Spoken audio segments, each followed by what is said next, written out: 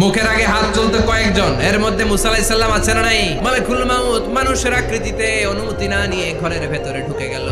ঢুকে বলে, আনা মালাকুল মাউত, আমি মৃত্যুর ফেরেশতা। তো কি চাও? জিতু আন আকবাদা রূহাক, আপনার রূহ কবজ করতে আসছি। কিন্তু মুসা আলাইহিস সালাম দেখতেছেন দিব্য একজন মানুষ, আবার সালাম দেয় নাই, অনুমতি নিয়েও ঢুকে নাই। ওমিয়া অনুমতি নিয়ে ঘরে ঢোকার দরকার আছে না নাই? মুসা আলাইহিস সালামের মেজাজ বড় গরম। উনি বললেন, কি করবি? কয়, আপনারে মারবো। কয়, এদিকে আয়। মালাকুল মাউত মনে মনে ভাবে, এতদিন সব মানুষগুলো আমারে দেখলে দিত দৌড়, আজকে মনে হয় আমারে দিতে হবে দৌড়।